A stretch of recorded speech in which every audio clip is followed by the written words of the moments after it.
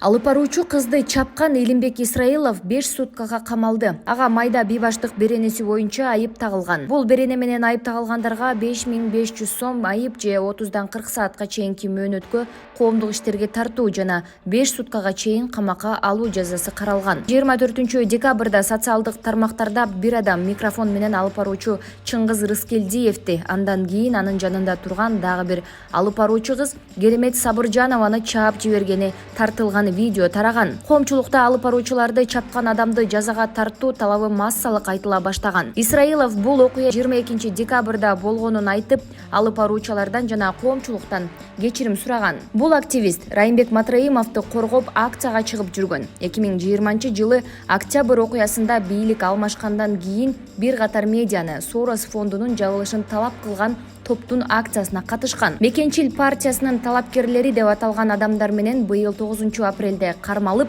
камакка алынышкан. Кийин соттон акталып чыккан.